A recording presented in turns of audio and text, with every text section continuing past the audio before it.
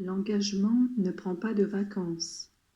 Mes enfants bien-aimés, âmes réparatrices, que soit rempli d'amour et de grâce votre cœur.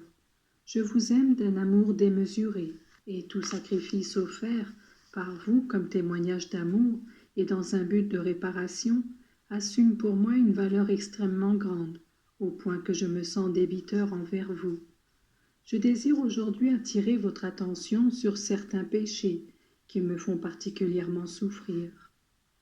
C'est le temps des vacances et cela devrait être un moyen et un motif pour se reposer, se fortifier physiquement et se renouveler spirituellement, de telle sorte qu'on reprenne ensuite avec sérénité et une ferveur renouvelée la vie de chaque jour. Observez au contraire ce qui se produit. On perd des heures de sommeil, on se soumet à de véritables fatigues pour chercher dans le diversement le bonheur, et plus encore se multiplient ces péchés contre le 6e et le 9e commandement, qui transforment beaucoup de lieux en autant de Sodome et Gomorrhe. C'est toute une exposition et une désacralisation des corps. Ce n'est certes pas là chercher la santé à travers la bienfaisante chaleur du soleil. Quand on pense au corps de l'homme, dont Dieu lui-même a voulu qu'il soit son temple, un sens de respect devrait saisir chacun.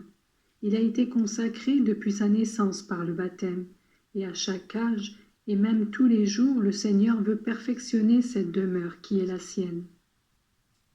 Si les chrétiens pensaient un peu plus à la sainteté de la vie, ils ne seraient pas empressés seulement pour leur propre santé, mais aussi de protéger le corps avec la précaution qui convient au tabernacle saint.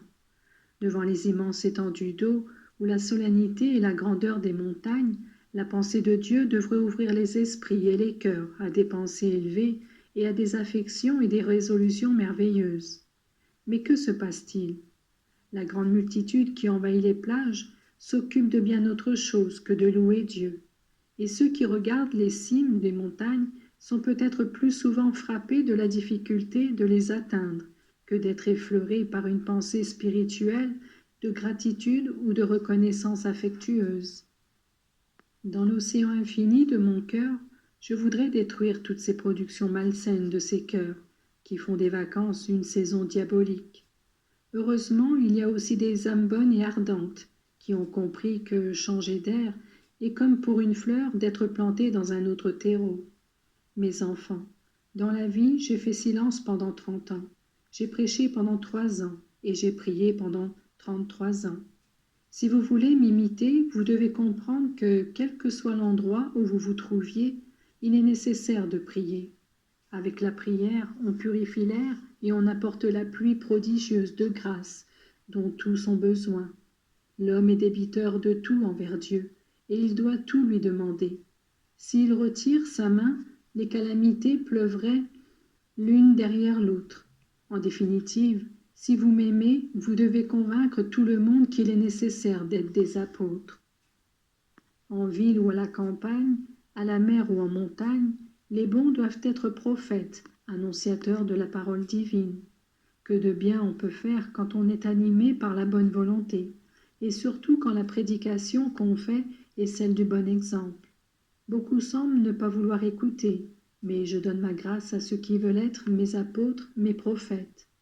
Quand j'ai envoyé mes disciples sur les chemins de la Palestine pour qu'ils parlent et fassent du bien, j'ai dit qu'à ceux qui les écouteraient, ils auraient apporté la paix. J'ai dit aussi une phrase qui garde intacte toute sa valeur.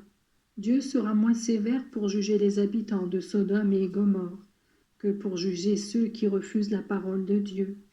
Vous pouvez donc comprendre quel engagement est nécessaire pour accomplir les œuvres d'apostolat et pour bien les accomplir.